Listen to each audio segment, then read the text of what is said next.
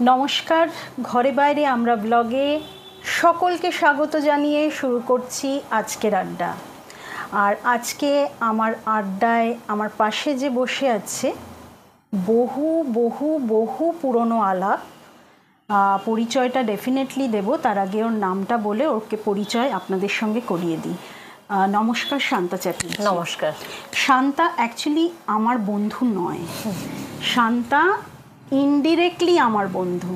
শান্তার বর হচ্ছে আমার আর আমার হাজব্যান্ডের ক্লাসমেট যাদবপুরে। যাই হোক, মানে ওর হাজব্যান্ডের নাম কৌশিক। কৌশিক আমাদের বন্ধু, কৌশিকের সূত্রে শান্তার সঙ্গে পরিচয়, তাই কি না? একদমই। এবং পরিচয়টা কিন্তু বিয়ের আগে থেকেই, মানে যখন আমরাও বেশ প্রেমে হাবুডুবু খাচ্ছি তখন শান্তা আর কৌশিকও প্রেমে হাবুডুবু খাচ্ছে, এরকম আর কি ব্যাপারটা। তাহলে বুঝতে পারছেন আমরা কতদিনের পুরনো পাপি। পুরনো পাপি, তো আমরা একেবারে সেম এজের পুরনো পাপি। একদম। আচ্ছা, এবং বেশ মানে যেসব হাজবেন্ডের সাথে আমরা থাকি তারা বেশ কঠিন প্রজাতির, তাই কি না? প্রচন্ড বেশি, প্রচন্ড কঠিন। শান্তা, ঘরে বাইরে আমরা শুরুতেই ব্যাগে ঢোকে। আচ্ছা, তোরও ব্যাগে ঢুকবে। আচ্ছা, তুই আমাকে বল যে এমন কোন তিনটে জিনিস ছাড়া তুই বাইরে বেরোনোর কথা জাস্ট ভাবতেই পারিস না? বর্তমানে ছাতা, মোবাইল আর পার্স। আচ্ছা, মানে ছাতাটা মাস্ট একদম বর্তমানে। আচ্ছা, মানে তোর কি কিছু সাইনাস বা এই ধরনের? আমার সাইনাস আছে এবং যার জন্য ছাতাটা সব সময় লাগে। এমনি রোদ্রের সময়ও ছাতাটা লাগে, আর এখন তো বর্ষার জন্য লাগছে। আচ্ছা, এই তিনটে জিনিস ছাড়া বর্তমানে এখন বাড়ি থেকে বেরোনো সম্ভব নয় একেবারে। বাহ, আচ্ছা, আমি এরপর চলে যাব তোর ছোটবেলায়। তুই বর্ন অ্যান্ড ব্রট আপ কোথায়? আমি বর্ন অ্যান্ড ব্রট আপ কলকাতায়, বালিগঞ্জে। আচ্ছা, তারপরে পরবর্তীকালে আরো সাউথের ভিতরের দিকে চলে এসেছি। আচ্ছা, তো তুই মানে তোর স্কুলিং? আমার স্কুলিং হচ্ছে কলকাতারই নামি স্কুল, এখনো অবধি নামটা বজায় রেখেছে। কিছু বছর আগে সেখান থেকে ফার্স্টও হয়েছে। কমলা গার্লসে পড়তাম আমি। আচ্ছা, বাহ। কমলা গার্লসে চান্স পাওয়াটাও ভেরি ডিফিকাল্ট ছিল আমাদের সময়। তো মানে কিছু স্কুল, আলিপুর মাল্টিপারপাস বল, সাকোয়াত বল, Kamala girls, Beltala girls, Jodhpur girls, মানে এগুলো সব নাম করা স্কুল। এবং কমলা গার্লস স্কুলে আমি একেবারে কেজি 1 থেকে শুরু করে ক্লাস 12 অবধি পড়েছি। আচ্ছা আচ্ছা আচ্ছা, ওখানেই কি তোর সাথে সুমনার? একদমই। সুমনা অ্যাকচুয়ালি পড়তো ক্লাস 10 অবধি অন্য জায়গায়। 11-12 এর সুমনা, মহুয়া, ওরা অ্যাকচুয়ালি 11-12 থেকে আমার বন্ধু। তোর সঙ্গে আলাপ। তারপরে তুই আফটার 11-12 কি নিয়ে পড়লি? আফটার 11-12 আমি নিয়ে পড়লাম হচ্ছে, আমার সাবজেক্টটা খুব আনইউজুয়াল একটা সাবজেক্ট, অনেকে জানে না। সেই সাবজেক্টটা হচ্ছে হিউম্যান ডেভেলপমেন্ট। আচ্ছা, it is a part of psychology. Psychology দুটো, একটা পিওর একটা অ্যাপ্লাইড। তো হিউম্যান ডেভেলপমেন্ট হচ্ছে অ্যাপ্লাইড সাইকোলজি, যেটা সব জায়গায় নেই সাবজেক্টটা। আলিপুরে যে ইউনিভার্সিটির যে আছে, যে ব্রাঞ্চটা আছে আলিপুরে, সেইখানেই আমি পড়াশোনা করেছি 5 বছর ওখানে। ওখানেই আমার বিএসসি এবং এমএসসি। ও, মানে হিউম্যান ডেভেলপমেন্টেই তুই এমএসসি? হ্যাঁ, এমএসসিও করেছি ওখান থেকে। আচ্ছা, এটার কি প্রসপেক্ট? এটার প্রসপেক্ট হচ্ছে, এটার অনেকগুলো প্রসপেক্ট আছে, মানে একটা বললে ভুল হবে। অ্যাকচুয়ালি হিউম্যান ডেভেলপমেন্ট মানে মিনস হিউম্যান ডেভেলপমেন্ট মানে কি, মানুষের বিকাশ। এবার মানুষের বিকাশ শুরু হয় কি না, জন্ম থেকে। ফলে আমাদের সেখানে ফিজিওলজি, সাইকোলজি, স্ট্যাটিস্টিক্স, বায়োলজি, সব রকম সাবজেক্ট মিলিয়েই কিন্তু হিউম্যান ডেভেলপমেন্ট। পরবর্তীকালে সোশ্যাল ওয়ার্কও ঢুকে যাচ্ছে ওর মধ্যে, কারণ মানুষ একটা সোশ্যাল অ্যানিমাল, তো সোশ্যাল ওয়ার্কটাও ঢুকে যাচ্ছে। এবং আফটার দ্যাট আমরা যখন পড়াশোনাটা শেষ করলাম, সেখানে গিয়ে আমরা একটা জিনিস দেখতে পাচ্ছি, যেখানে কাউন্সিলিং প্রসেস, একটা মানুষের একটা জীবনের পর গিয়ে এই কাউন্সিলিং ব্যাপারটা কিন্তু সব ক্ষেত্রেই প্রয়োজন। তো কাউন্সিলিং প্রসেসটাও কিন্তু আমাদের সাবজেক্টেরই একটা পার্ট। এবং তার সঙ্গে মানুষ তো আর খাদ্য ছাড়া বাঁচতে পারে না, ফলে নিউট্রিশনও ওর সঙ্গে অ্যাপ্লাইড হয়ে যায়, ফলে নিউট্রিশনও কিন্তু এইটার একটা পার্ট, ফলে সব রকমই ব্যালেন্স করে আমি যখন হ্যাঁ খুব খুব ইন্টারেস্টিং। এখন তোর বলাতে মনে পড়ছে আমার পিস্তত বোন স্বাগতা পণ্ডিত, ও আমার ছোট পিসির মেয়ে। আচ্ছা, তো ও বোধহয় তোর কাছ থেকে পড়বে ঠিক করেছিল। আচ্ছা, এবার মানে তোর এত হিউজ স্টুডেন্টস ছিল, তুই মানে ও বোধহয় জায়গা পাইনি, ও আমাকে বলেছিল যে অপা এটা কি তোর বন্ধু হয়, তুই কি, আমার মনে আছে আমি তোকে ফোন করেছিলি। হ্যাঁ, ও কি তারপরে তোর কাছে তারপরে আর কন্টিনিউ করতে পারিনি, মানে তখন আমার ব্যাচ অনেক বেড়ে গেছে, এক একটা ব্যাচ তখন আমি প্রচন্ড তোর মানে ওয়েটিং লিস্টে লোকজন বসে থাকতো, মানে মানে ও মানে অসম্ভব ভালো পড়াতো আর কি, মানে প্রচুর স্টুডেন্ট।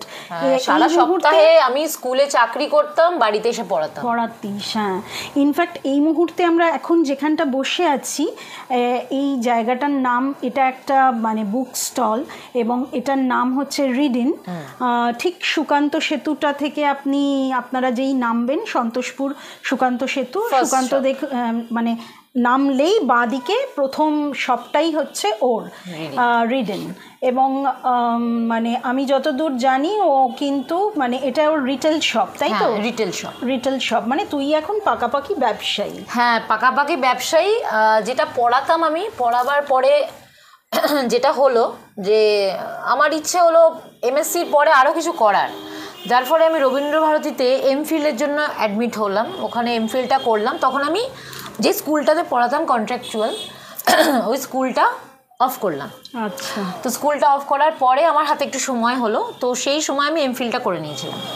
এমফিল করার পরে তো ছেলে হওয়ার ওই টাইমটা আমি কিছু করতে পারিনি, সেটা স্বাভাবিক। ছেলে হওয়ার ঠিক 1 বছরের মাথায় আমি একটা অফার পেলাম, সেটা হচ্ছে টেকনো ইন্ডিয়াতে as a psychology teacher and nutrition teacher. তখন ওদের প্রথম আর কি সার্ভে পার্কে একটা নতুন ওদের ব্রাঞ্চ ওপেন হলো, সেখানে আমি ওই সাইকোলজি আর নিউট্রিশন, মানে আমার হাত ধরেই ওখানে সাইকোলজি নিউট্রিশনটা ফার্স্ট শুরু হলো।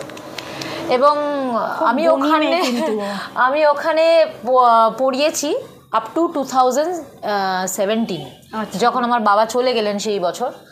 তারপরে তো কৌশিকের নেদারল্যান্ডস ট্রান্সফার হয়ে গেল, তখন এখানে ছিল না, যার ফলে ছেলেও বড় হচ্ছে এবং শাশুড়ি মাও তখন আস্তে আস্তে আর পারছেন না পুরোটা চালাতে।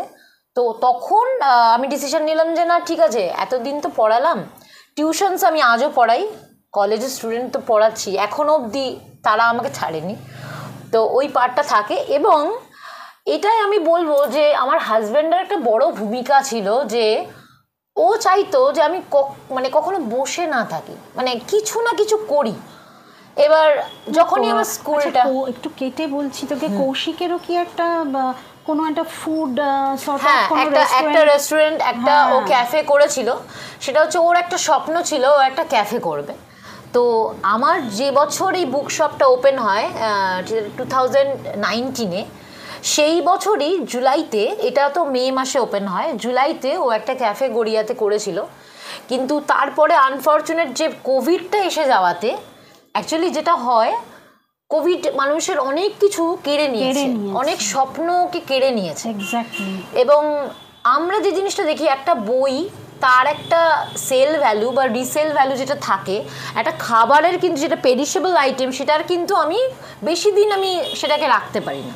ফলে বইয়ের ব্যবসাটা আমার ওই কোভিডটাকে পার করে দিলেও আমরা রেস্টুরেন্টটা তখন আমরা রাখতে পারলাম না, বিকজ লোক চলে গেল, সেখানে রেস্টুরেন্ট বন্ধ করে দিতে হলো, 2 বছর টানা রেস্টুরেন্ট বন্ধ। হ্যাঁ, কারণ বাড়িতে বন্দি থাকা, বাড়িতে বন্দি থাকা, মানুষ বইটা নিতে পারে, কিন্তু রেস্টুরেন্টে খাওয়া দাওয়াটার ক্ষেত্রে যেখানে রেস্ট্রিকশন হয়ে গেল আরো, তো সেই জন্য আমাদের খুব আনফর্চুনেটলি ওটাকে স্টপ করতে হলো। মানে আমরা চাইছিলাম না, বাট সিচুয়েশনই এমন পারমিট করলো না, তো সেই জন্য ওটাকে অফ করে দিতে হলো। তো এখনো অবধি রিডিংটা সেই 2019 থেকেই চলছে। কোভিড কাটিয়ে উঠে আমি এমনও হয়েছে, আমি আর কৌশিক এরকম এসে রাত্রিবেলা শাটার ওপেন করে বই নিয়ে গিয়ে বাড়ি বাড়ি ডেলিভারি করে এসেছি। হ্যাঁ, আমি ইনফ্যাক্ট তোকে দেখেছি তুই সাইকেল চালিয়ে, হ্যাঁ, আমার সাইকেলে নিয়ে আমি সমস্ত বই ডেলিভারি করি। মানে তুই সাইকেল ভালোই চালাস, তুই স্কুটিও চালাতে পারিস? অ্যাকচুয়ালি সাইকেলটা আমি চালাতাম না, সাইকেল শিখেছি আমি যখন বয়স 12, এবং সেটাও আমার ভাইয়ের সাইকেলে, দুর্গাপুরে, এখানেও না। বাবা বলেছিলেন যে সাইকেল চালিয়ে হাত পা ভাঙলে বিয়ে হবে না, তো খরচা বাড়বে, তো সেই জন্য সাইকেলটা আমার বাবা কিনে দেননি। বাবা যখন চলে গেলেন তখন মাকে বললাম, মা এই ছোটোখাটো জায়গায় আমার ডেলিভারি থাকে, লোকজন বলে বাড়িতে এসে দিয়ে যাও, হেঁটে খুব কষ্ট হয়। তখন মা আমাকে বললেন যে তুই সাইকেল কিনবি ভালো, কিন্তু কৌশিকের পারমিশন নিতে হবে। আমি বললাম ঠিক আছে, ওকে একবার বলবো, পারমিশনের ব্যাপার না, বাবারও পারমিশন নিতাম, ওকে একবার বলবো। তো বললো হ্যাঁ তুমি যদি চালাতে পারো কেন। তো আবার 38 বছরে এসে আমি সাইকেল কিনলাম, 38 বছরে মানে 12-র পরে 38 বছরে আবার আমি সাইকেল চালাতে শুরু করলাম, এবং সাইকেল চালাতে একটা রাস্তার কনসেপশনও তৈরি হলো। এখন আমি স্কুটিটাও শিখে গেছি। স্কুটিটা কিনছি না, তারও অনেক বাইন্ডিং রয়েছে, কেন কিনছি না। আমাকে একজন বলেছে সাইকেল থেকে পড়লে অত লাগবে না, স্কুটি থেকে পড়লে হাত পা ভাঙবে, তো সেই কারণেই আমার কেনাটা হচ্ছে না। আর তার মাঝখানে আমার পাও ভেঙেছিল। হ্যাঁ, আমার পা ভেঙেছিল গত বছর, এবছর বর্ষপূর্তি হলো মার্চে পা ভাঙার, ফলে ওটা আরো ডিলে হয়ে গেল। না তাহলে কয়েকদিন পরেই ওই জন্যই আমি একটু ওয়েট করে যেতেই পছন্দ করি। সেইটা থেকে আমার পড়াশোনা এবং তারপরে এই যে সবটা, কৌশিক আমাকে বলেছিল যে তুমি স্কুল ছাড়ার পরে একটা ডিপ্রেশন কাজ করছিল, এবং একটা হয় না, একটা কাজের পরিবেশে থাকতে থাকতে মানুষ যখন একদম বাড়িতে থেকে যায়, তখন যারা কাজ করে বা বাইরে বেরোয় তাদের কিন্তু একটা অসুবিধা হয়, এবং সেটা ও কিন্তু বুঝতে পেরেছিল, এবং সেই জন্যই চেয়েছিল আমি হয়তো কিছু একটা করি। এবং আইডিয়াটা কিন্তু ওই দিয়েছিল, এই বুকশপের মেন আইডিয়া কিন্তু ওরই, যে তুমি পড়াশোনা ভালোবাসো, তুমি পড়াও, তোমার যদি বুকশপ হয় তুমি ওটার সাথে নিজেকে আরো ভালো মানিয়ে নিতে পারবে, কানেক্ট করতে পারবে, হ্যাঁ আরো ভালো মানিয়ে নিতে পারবে। তো সেইটার কারণেই ওই এই জায়গাটা দেখে বেছে, এবং আমি বলবো one of the best place, মানে ও যেটা বেছেছিল সেটা সত্যি এত সুন্দর একটা জায়গা। তো এখানে কানেকশনটাও কেউ এড়িয়ে যেতে পারবে না, এই জায়গা এড়িয়ে যেতে পারবে না, খুব সুন্দর। এবং তারপর থেকেই কিন্তু আমার এই বুকশপটা চালানো, এবং ও যথাসাধ্য চেষ্টা করে, এখন অফিসের জন্য পারে না, কিন্তু যথাসাধ্য যখনই আমি বলি তখন কিন্তু চেষ্টা করে, যেমন সেটা বললে বাজে কথা বলা হবে। খুব ভালো ছেলে, হ্যাঁ যথেষ্টই, হ্যাঁ খুব ভালো ছেলে। যাই হোক, এরপর আমি তোকে জিজ্ঞাসা করব যে তুই কি তোর মানে বিয়ের পর, মানে বিয়ের কতদিনের মাথায় মাদারহুডে গেছিস? একটা কথা আমি না বললে পারছি না, সেটা হচ্ছে আমার বিয়ে তো হয়েছে অনেক আগে, 2006-এ। হ্যাঁ আমারও 2006-এর নভেম্বরে, একদম লাস্ট। তো 2006-এ বিয়ে হওয়াতে কৌশিক কিন্তু, তুই জানিস কিনা জানি না, কৌশিক কিন্তু হ্যাঁ তোর বিয়ে এতে সাইন করেছিল, এটা আমাকে বলেছিল যে তো যেটাতে সাইন করেছিল। তো 2006-এ যখন আমার বিয়ে হয়, বিয়ের পরে তখন আমি অলরেডি স্কুলে 2005 থেকে ও আর আমি একসাথেই জয়েন করেছিলাম। ও একটা ইঙ্ক ফ্যাক্টরিতে তখন কাজ করতে আরম্ভ করে, আমিও তখন স্কুলে কন্ট্রাকচুয়ালে ঢুকেছি, 1 বছর হয়ে গেছে। তারপরে বাবা বললেন যে ঠিক আছে বিয়েটা করে নাও, কারণ আমার পেছনে আমার বোন ছিল। তো বিয়ের পরে আমরা কি করলাম, আমরা বললাম যে ঠিক আছে বিয়ে যখন হয়েছে তখন হবে, বাচ্চা কাচ্চা যখন হওয়ার ঠিক হবে, তো আমরা পড়াশোনা করতে আরম্ভ করলাম। তারপরে ও তখন MBA করলো, আর আমি তখন MPhil করছি। তো দুজনে আমরা রাত্রিবেলা অফিস থেকে স্কুল থেকে ফিরে পড়ানো হয়ে যাওয়ার পর, তখন ফুল ফ্লেজে আমার টিউশন চলছে। তারপরে আমরা রাত্রির 11টায় খেয়ে দিয়ে বসে আমরা পড়তে বসতাম রাত্রে। তো সেই সব কাটিয়ে উঠে তারপরে এসে আমাদের প্রায় 5 বছর পেরিয়ে যাওয়ার পর আমাদের ছেলে। ও আচ্ছা, 5 বছর পর। এমনি তুই মাদারহুডটা কেমন এনজয় করেছিস? মাদারহুড এনজয় বলতে, মাদারহুডের মানে প্রথম বলে না যে সন্তানরা যখন আসে পৃথিবীতে, তার আগে তো তার 9 মাস আগে তো মায়ের মধ্যে আসে। তো সন্তানকে যে যতই ভালোবাসুক না কেন, মা 9 মাস বেশি ভালোবাসে, কারণ সে তখন এসেছে পৃথিবীতে, সে নিয়ে আসছে একজনকে। তো মাদারহুডের ক্ষেত্রে আমি বলতে পারি যে জানিস 6 মাস আমার শুধু বসে বসে কেটে গেছে। কারণ আমার যিনি হেল্পার ছিলেন তিনি 2 মাস অবধি ছিলেন, তারপর থেকে সবটাই মানে পুরোটাই আমাকেই করতে হতো। হ্যাঁ আমি বলবো বাবা হিসেবে মানে 100-এ যদি 200 দেওয়া যেত, তাহলে কৌশিককে 200 দিতে হবে, কারণ সব সময় যখনই আমার অসুবিধা হয়েছে বা যখনই ছেলের ক্ষেত্রে প্রবলেম হয়েছে, ও কিন্তু সঙ্গে থেকেছে, আচ্ছা সঙ্গে সব সময় থেকেছে। ইভেন এখনো অবধি আমার ছেলে তো ফুটবল খেলে জানিস, তো ফুটবলের মাঠে আমি নিয়ে যাই, ও নিয়ে আসে।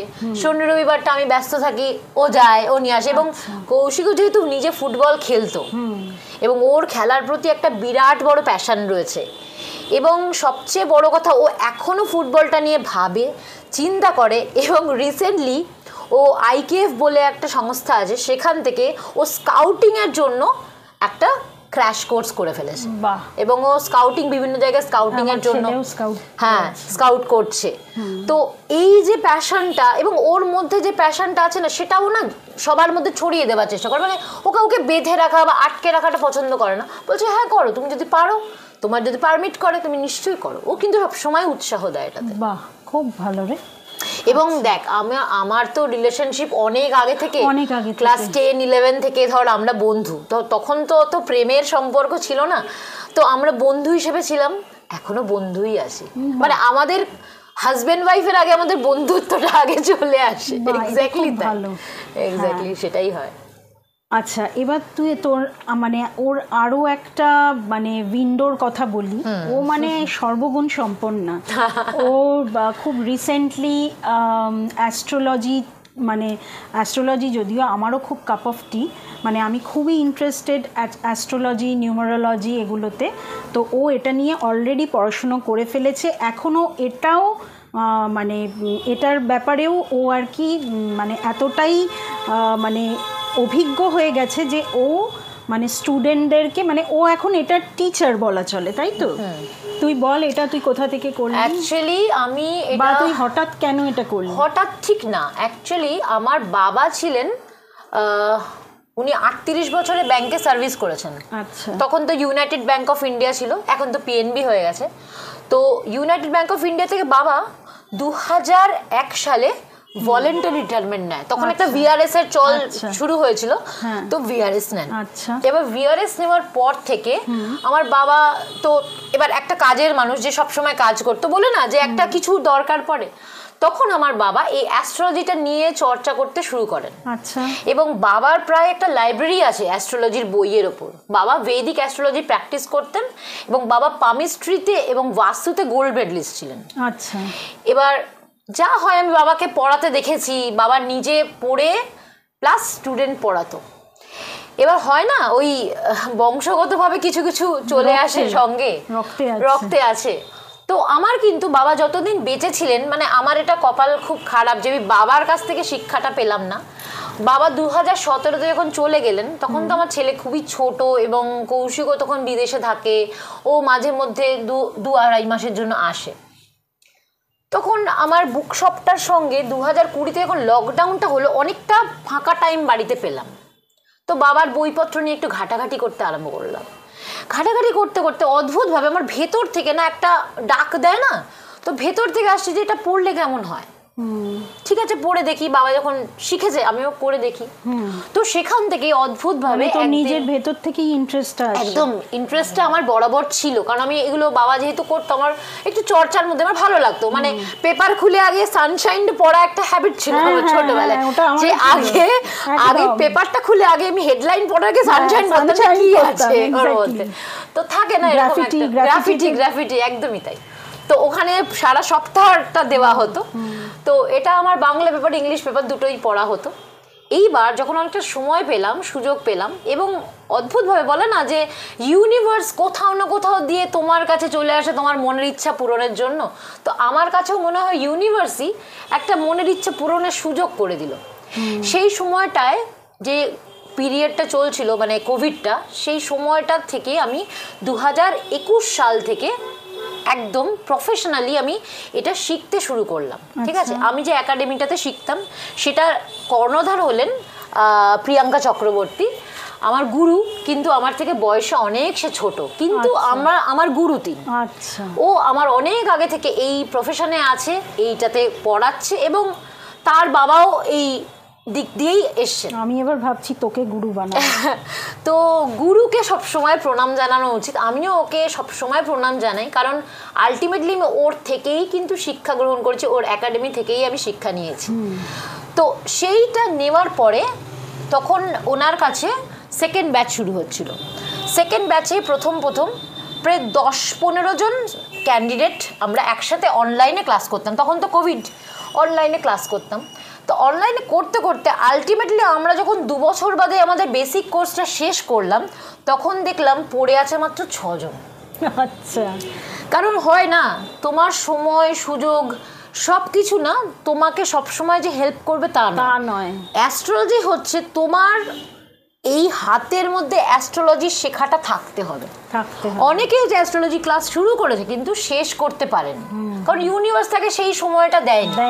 এবার যখন তোমার সময়, বলে না সময়ের আগে কিছু নয়, তো যখন তোমার সময় হবে তখনই তোমার সেই কাজটা হবে। তো আমারও সেইটাই সময় হয়েছিল, যার জন্য আমি এটা আমার কতটা কাপ অফ টি তোকে আমি জাস্ট বোঝাতে পারবো না, মানে তোর সঙ্গে 2 দিন বসলে তুই বুঝে যাবি। আচ্ছা, মানে এইরকম হলো। তারপরে আমি বেসিক করলাম, অ্যাডভান্স করলাম, অ্যাডভান্স করার পরে আমার ইন্টারভিউ হলো এবং আমি সিলেক্টেড হলাম ওই একাডেমিতেই। এখন আমি ক্লাস নিচ্ছি, প্লাস আমি প্রাইভেট প্র্যাকটিস করি, প্লাস আমার আলাদা স্টুডেন্ট আছে এবং আমি পার্সোনালি অনেক কাজ করি। মানে এটা কি অনলাইনেও শেখাস? অনলাইনেও শেখাই। অনলাইনে কি শেখাটা ঠিক? অনলাইনে হলে কি হয় না, অনলাইনে অনেক কিছু একসাথে শেখানো যায়। মানে অনেক কিছু, যেমন বোর্ড পেন্সিল একটা জিনিস লাগে, অনলাইনে হলে কি স্ক্রিন শেয়ার করা, এখন তো মোবাইল সবার হাতে। এটা তোর কিছু, মানে তুই যেটা শেখাচ্ছিস, মানে তোর কিছু স্পেশাল নাম বা এরকম কিছু আছে? অবশ্যই আছে, কিন্তু আমি এখন আর ওরকম স্পেশাল নাম দিয়ে কিছু না, আমি যেরকম আছে সেরকমই আছে। আচ্ছা, আমার বাবাও বলতেন যে দরকার নেই কোনো শাস্ত্রী জুড়ে পিছন থেকে, দরকার নেই, তুমি যেটা শিখছো সাবজেক্ট, সেই সাবজেক্টটাকে ভালো করে ভালোবেসে শেখো, যাতে সাবজেক্টটা তুমি মুখ দিয়ে যা বলবে সেটা যেন মানুষের ঘটে। আপনারা সবাই শুনছেন এবং যারা যারা ইন্টারেস্টেড, আমি বলবো শান্তাকে অবশ্যই যোগাযোগ করুন, কমেন্টে লিখবেন, আমি ডেফিনেটলি ওর পারমিশন নিয়ে ওর নাম্বার শেয়ার করে দেব। নিশ্চয়ই।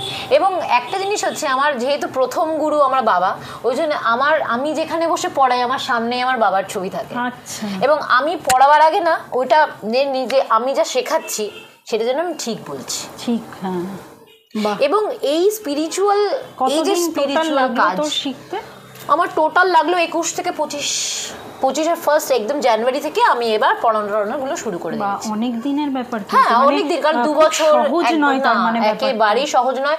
এবং আমি বলবো যে আমি যেহেতু অ্যাস্ট্রোলজি শিখেছি, আমি কৃষ্ণমূর্তি পদ্ধতির অ্যাস্ট্রোলজিটাই আমি প্র্যাকটিস করি, ভেদিকটাও শিখেছি আমি তারপরে, এবং তার সঙ্গে বাস্তু, নিউমেরোলজি, মন্ত্র, অনেক মন্ত্র হয় যেগুলো ধরুন আমাদের এই যে পাথর পড়ে লোকজন, তো পাথর তো সবাই কিনতে পারে না, তাহলে কি করবে?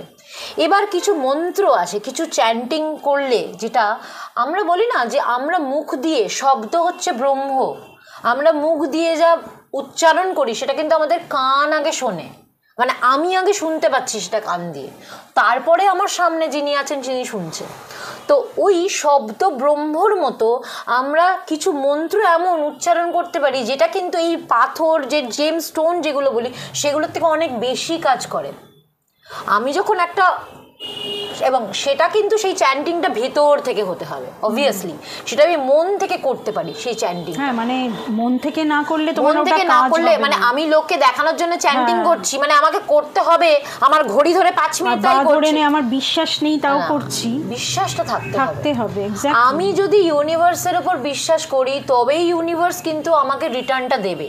আর আরেকটা জিনিস হচ্ছে মানুষের কর্মা, মানুষের কর্মাটা ভীষণভাবে সত্যি। মানে আজকে আমি অনেক রেমেডি করছি, অনেক পাথর পড়ছি, কিন্তু আমার সাথে খারাপ হচ্ছে কেন না? আমি যে কর্মাটা করে এসছি পাস্ট লাইফে, সেই কর্মাটা আমাকে তো এই লাইফে রিপে করেই আমার কর্মা ক্লিন করতে হবে। আমার কর্মা ক্লিনটা ওভাবে হবে। আজকে যদি আমি দেখছি আমার সাথে প্রচণ্ড কষ্টকর ব্যাপার হচ্ছে, আমি খুব কষ্ট পাচ্ছি, তার মানে আমার কর্মাটা ওই কষ্ট পেয়ে পেয়ে ক্লিন হচ্ছে।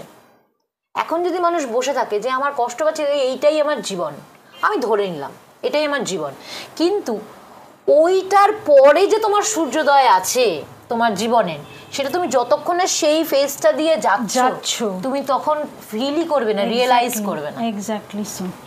বাহ, দারুণ লাগলো তোর সাথে কথা বলে। অ্যাকচুয়ালি কি আমার খুব ইচ্ছে করছে শিখতে, মানে হ্যাঁ অবভিয়াসলি টাইম হলে শিখতে পারবে, কোনো অসুবিধাই নেই। এবার আমি তোর সঙ্গে একটা র্যাপিড ফায়ারে যাব। আচ্ছা, ওকে। আচ্ছা, আমার জানি না, মানে তুই বোধহয় ফাস্ট ফুড খাস, আমার বিশ্বাস হচ্ছে না। আমি ফাস্ট ফুড খাই না।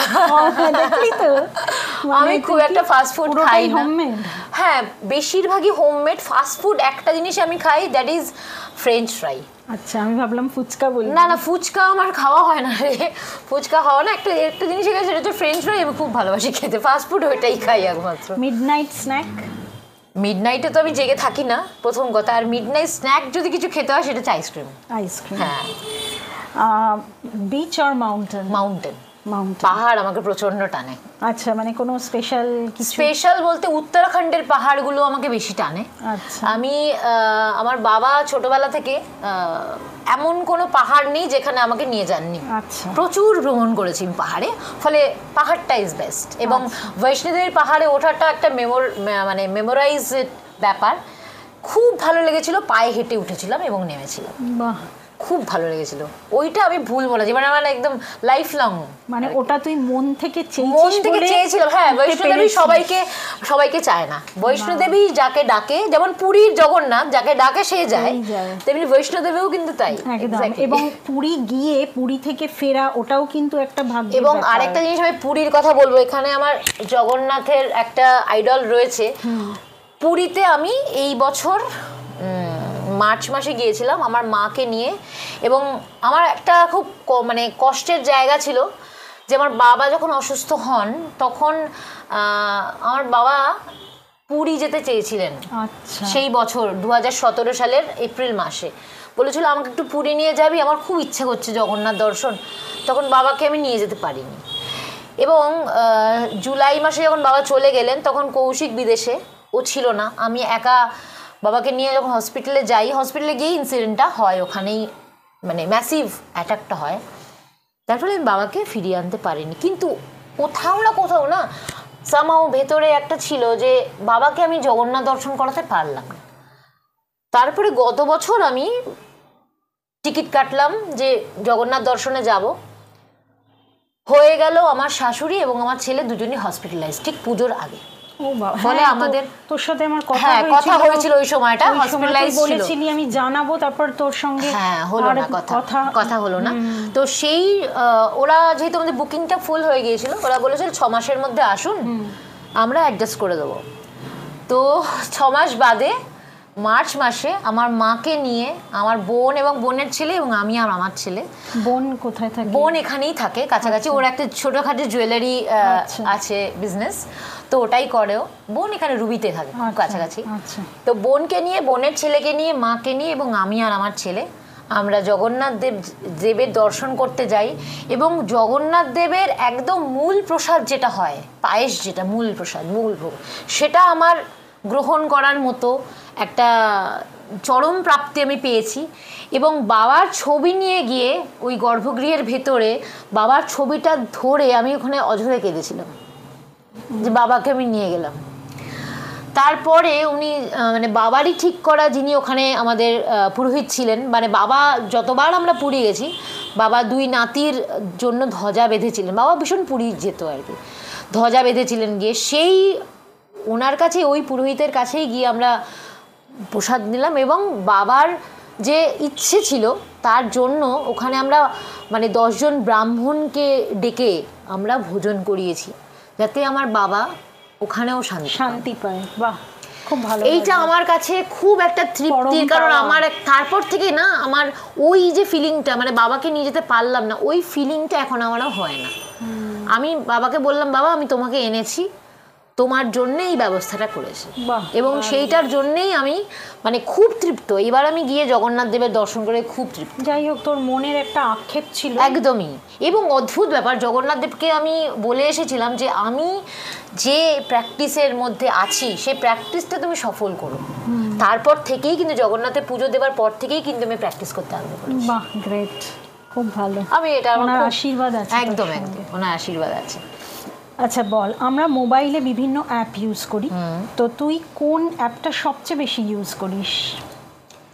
এখন অ্যাপ বলতে আমার এই শপের জন্য আমার একটা হোয়াটসঅ্যাপের অ্যাপ আছে, ওটা তো ইউজ করি।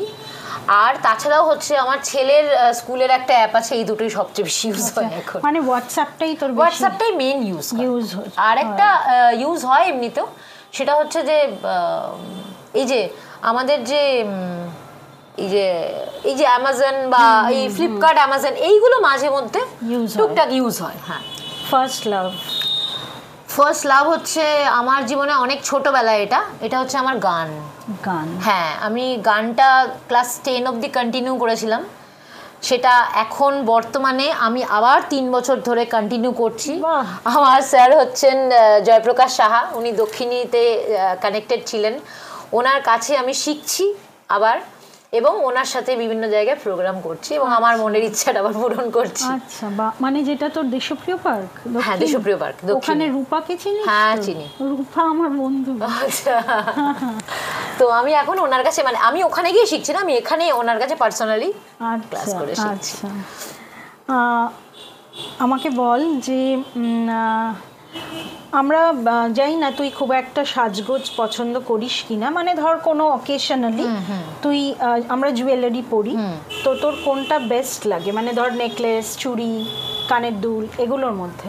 আমি সাজতে গুজতে বেশ ভালোবাসি, সত্যিই ভালোবাসি আমি সাজতে, এবং আমি সবসময় মানে কোথাও গেলে গলার তো একটা থাকে, আর কানেও একটা বেশ একটু ঝোলা, একটু ভালো দেখে আচ্ছা ইউজ করি। মানে তার মানে গলাটাও পছন্দ, হ্যাঁ, কানটাও পছন্দ, একদম। আচ্ছা, আমরা ছোটবেলা থেকে শুনি দিল্লি কা লাড্ডু জো খায়া পছতায়া, জো নেহি খায়া ও ভি পছতায়া। তো তোর ক্ষেত্রে কোনটা? আমার ক্ষেত্রে হচ্ছে, আমি বলবো যে লাড্ডু ঠিক না, এটা হচ্ছে চিরতা, বলে না, এটা হচ্ছে চিরতা যেমন খেতে খারাপ কিন্তু শরীরের উপকার করে, তেমনি বিবাহ তেমনি। হয়তো মানে বিয়ের পর খুব ভালো, কিন্তু বিয়ের পর আস্তে আস্তে আস্তে আস্তে যে এক্সপিরিয়েন্সগুলো হয় সেগুলো না আমাদের অনেক ম্যাচিউরিটি দেয়।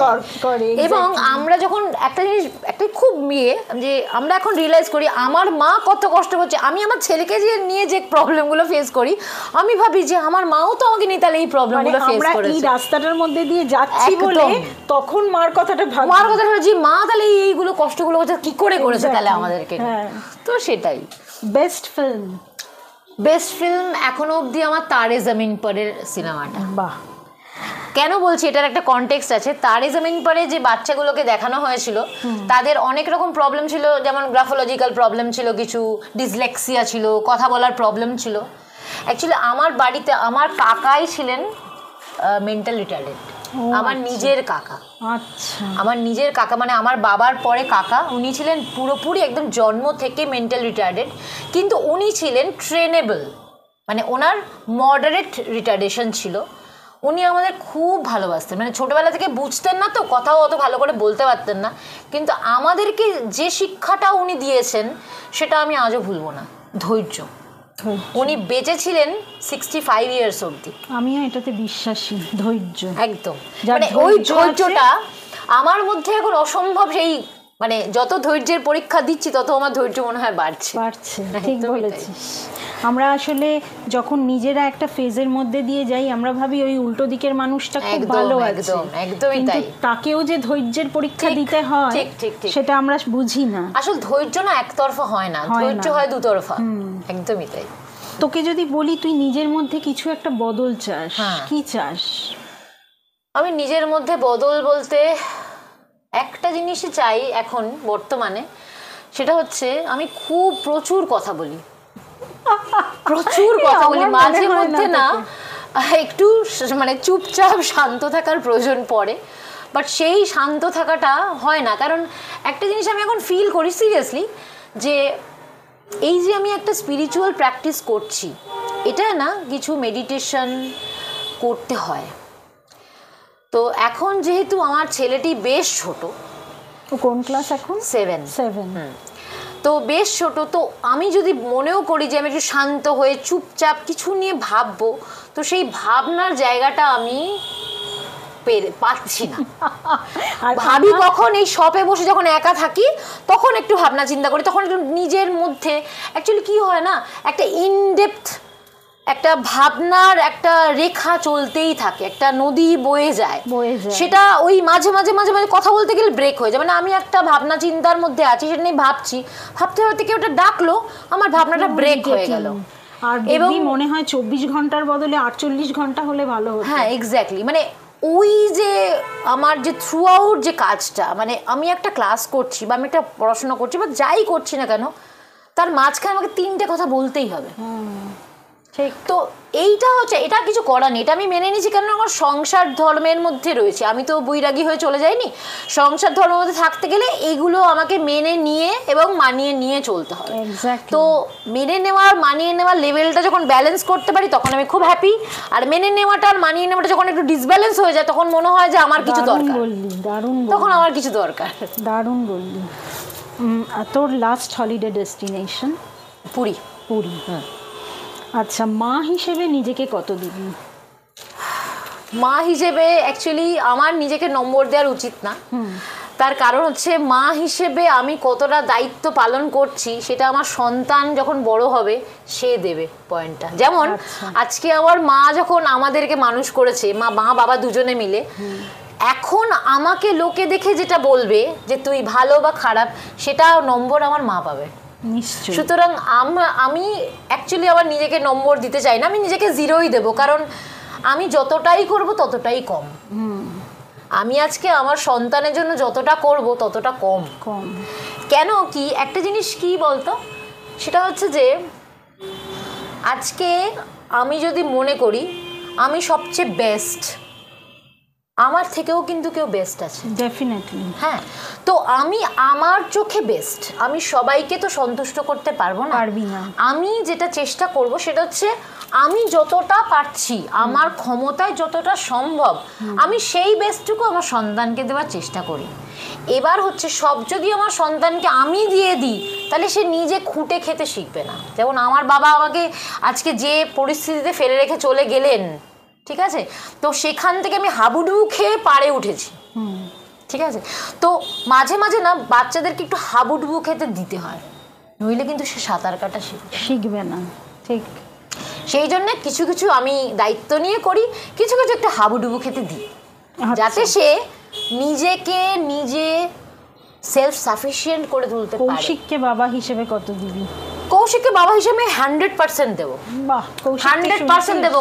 কারণ একটা জিনিস আমি বলছি, এই যে আমি এখন এই যে ইন্টারভিউয়ের জন্য যেটুকু সময় পেয়েছি, তার বাবা কিন্তু আজকে 5:15 বাড়ি এসে ছেলেকে দেখছে। হ্যাঁ, নিজের কাজও নিশ্চয়ই করছে, অফিসের কাজও করছে, কিন্তু সাইমালটেনিয়াসলি ছেলেকে কিন্তু সে পুরো টাইমটাই দেয়।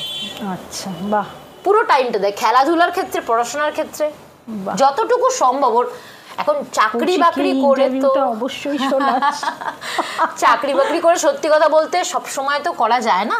আমার ক্ষেত্রে যতটুকু সম্ভব, ওর ক্ষেত্রে যতটুকু সম্ভব, আমরা দুজনেই সেই সম্ভবটুকুকে, মানে অসম্ভবটুকুকে সম্ভব করে রাখার চেষ্টা করি। বাহ, খুব ভালো লাগলো তোর সঙ্গে আড্ডা দিয়ে। এবার তোকে আমি একটাই শেষ প্রশ্ন করব, যে এই ঘরে বাইরে প্ল্যাটফর্মটা আমি শুরু করেছি, সেই সব দেখ সেলিব্রিটিদের ইন্টারভিউ নিতে সবাই চায়, হয়তো বা আমিও চাই, সুযোগ পেলে আমিও তাদের ইন্টারভিউ নেব, কিন্তু এমন অনেক মানুষ যেরকম তোর মতন প্রচুর প্রচুর ট্যালেন্ট নিয়ে আমাদের চারপাশে রয়েছে, তাদের কথা 50% মানুষের জানা, আবার 50%-এর অজানা। তো আমি সেই সব মানুষের জন্য এই প্ল্যাটফর্মটা করেছি, যাদের তাদের কথা সবাই জানতে পারে। তো তোর এই আজকে আমার প্ল্যাটফর্মে বসে কেমন লাগছে? আজকে আমার এইটা মানে এত চটজলদি আজকে ঘটনাটা হলো, এবং বিশ্বাস করবে কিনা জানি না কেউ, যে এই যে কনভারসেশনটা হলো না, এই যে তো পুরনো স্মৃতির রোমন্থন হলো, এবং এই যে আমার লাইফের যে জার্নিটা, এটা কাউকে বলতে পারলাম, এটা থেকেও না অনেকে মনের জোর পাবে। যারা মনে করে যে আমার দ্বারা কিছু হবে না, তারা কিন্তু এই কিছু কিছু লাইফের জার্নি, যেটা ঘরে বাইরে পাবলিকেশনের মাধ্যমে মানুষের কাছে পৌঁছচ্ছে, তারা কিন্তু সেই লাইফ জার্নিটা শুনে নিজেদেরকেও একটু নড়ে চড়ে বসিয়ে তারাও কিন্তু আরও সামনের দিকে এগিয়ে যেতে পারে। যারা ভেবেছিল যে সত্যি আমরা এই হয়তো এইখানেই শেষ, তাদের কিন্তু শুরুটা এখান থেকেই হতে পারে, এটাই আমি বলবো। দারুণ লাগলো। যাই হোক, আমাদের এই আড্ডা যদি আপনাদের সকলের ভালো লেগে থাকে তাহলে প্লিজ চ্যানেলটা সাবস্ক্রাইব করবেন, লাইক করবেন, কমেন্ট করবেন, শেয়ার করবেন। আমার একটা পেজ আছে শ্রীয়ের কলমে, সেই পেজেও আমি পোস্ট করি এই সাক্ষাৎকারগুলো। আমার পেজটা ফলো করবেন, আমাকে যত সমৃদ্ধ করবেন আমি তত বেশি বেশি ট্যালেন্টের আপনাদের সামনে নিয়ে আসতে পারবো। আমার এইটুকুই বলা। সবাই খুব ভালো থাকবেন। আজকের মতো এখানেই আসছি। নমস্কার। নমস্কার।